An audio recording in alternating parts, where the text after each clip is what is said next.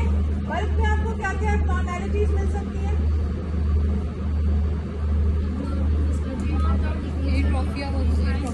Could be atrophy, it could be hypertrophy. What are the reasons of atrophy and hypertrophy?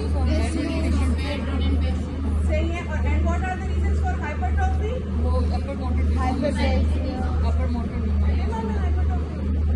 Body builder जो athletes में क्या होता है? इतनी दफा पढ़ा है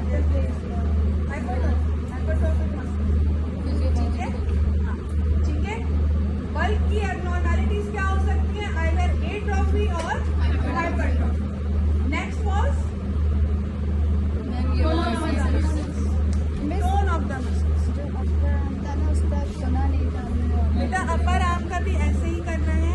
जो भी इम्पोर्टेंट एनाटॉमिकल लैंडमार्क है midway between the acromion and the lower end of the humerus, यहाँ से जहाँ पर मसल का मैक्सिमम बल्क है वहाँ का सर्कमफेरेंस लेना है। बिल्कुल सिंपल बात, ठीक है। बेसिकली जहाँ मसल का मैक्सिमम बल्क है वहाँ से आपने सर्कमफेरेंस लेना है और उसको दूसरी साइड से कंपेयर करना है।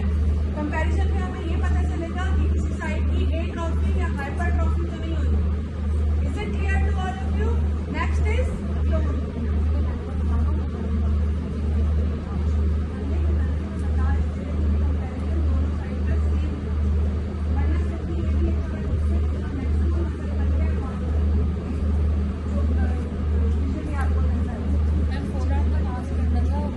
बेटा जहाँ मैक्सिमम मसल बल्क है वहीं से करना है, ठीक है। हाँ यही है, this is the bulk.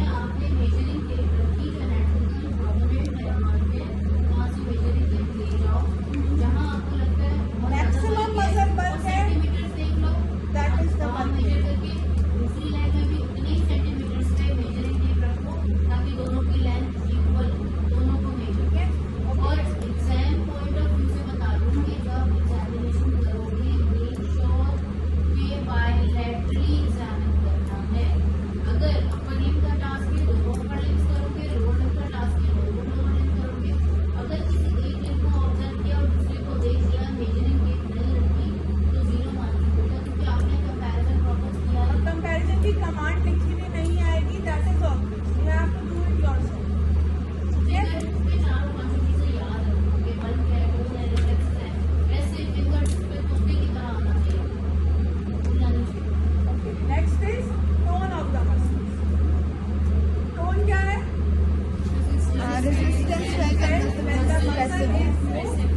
Resistance कैसे एग्जामिन करते हैं for the upper limb and lower limb? खुद मूव करेंगे, कैसे करवाएंगे? खुद मूव करेंगे, हम खुद मूव करवाएंगे। उनको बोलेंगे वो लूज पेशेंट को हम कहेंगे कि relax your upper limb, this is for upper limb. आपने ग्रैब करना है फॉर आर्म को and use this type of, ठीक है। But while performing these types of movements you will feel resistance. आप एक दूसरे में भी परफॉर्म करके देख सकते हैं, like this you will feel the resistance. आपने पेशेंट को कहना है कि रिलैक्स द फोरआर्म। जब फोरआर्म को रिलैक्स करेगा तो आपने उसको पैसिवली मूव करना। पैसिवली मूव करेंगे, you will feel the tone of the muscle, you will feel that muscles have some tone on passive movements, ठीक है। पैसिव मूव आप उसको खुद जब मूव करवाएंगे तो आपको रेजिस्टेंस फील होगा। This is for the upper limb. For the lower limb patient should be in supine position. आपने उसके लोअर लिम्ब को बेड पे साइड टू साइड मूव करना है। ये मैनिक्योर है, इसके लिम्ब सही से मूव नहीं हो रहे, बट लाइक दिस। आप जब उसकी लेग्स को पैसिवली मूव करोगे you will feel the resistance. नहीं, इसमें वो पावर में करना, इसमें कुछ बेंडिंग नहीं करनी। आपने सिर्फ मसल्स को पैसिवली मूव करना है और उस पर यह असेस करना है कि रेजिस्टेंस फील हो रहा है या नहीं हो रहा या ज्यादा फील, ठीक है। This is the tone of the muscle. Tone normally muscle के अंदर प्रेजेंट होती है, but in some cases the tone either increases और डिक्रीजेस।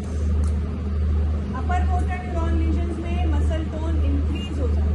जब उसमें आप पैसिव मूवमेंट करवाएंगे तो आपको ये मसल जो है वो मूव नहीं करेगी, इतना इजीली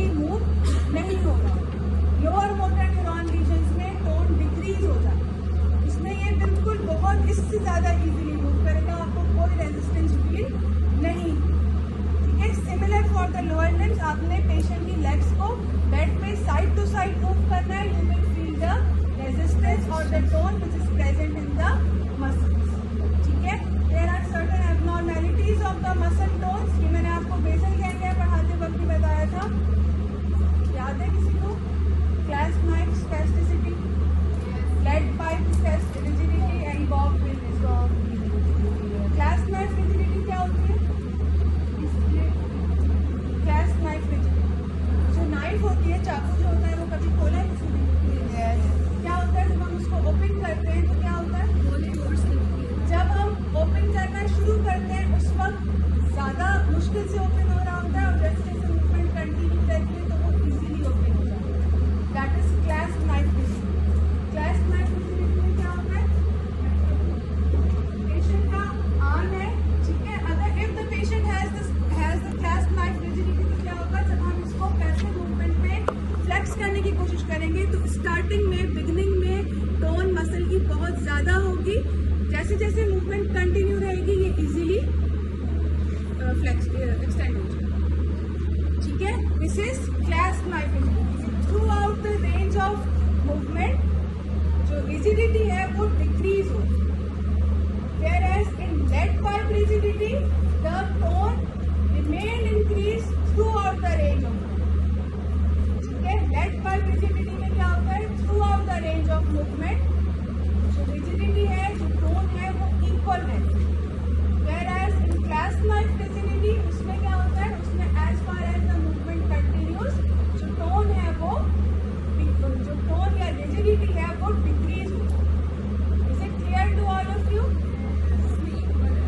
इसमें लेड पाइप में इक्वल है, बॉब व्हील में जर्की मूवमेंट्स प्रेजेंट है, रिजिडिटी भी होगी और साथ में जर्की मूवमेंट्स भी प्रेजेंट है।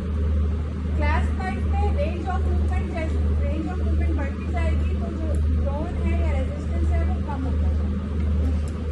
लेड पाइप में through out the range of movement tone same रहेगा, और बॉब व्हील में जर्की मूवमेंट्स प्रेजेंट।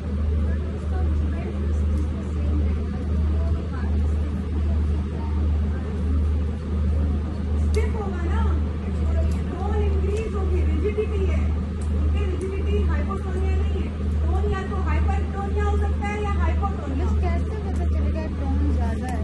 ऐसे ही पता चलेगा ना, टोन कैसे एग्जामिन कर रहे हैं? पैसिव मूवमेंट कर रहे हैं, पैसिव मूवमेंट करवा के कर रहे हैं ना।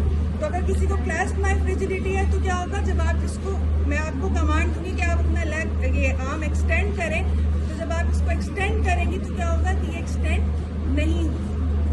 ठीक है, क्लास 9 में क्या होगा कि जैसे जैसे मूवमेंट मैं पैसिवली इसको मूव करवाती रहूंगी, टोन कम होती जाएगी। लेड पाइप में through out the range of movement tone इतनी ही रहेगी। ठीक है, this is basically the tone of the muscle. Tone की दो एबनॉर्मैलिटीज हैं, हाइपरटोनिया एंड हाइपोटोनिया। हाइपरटोनिया में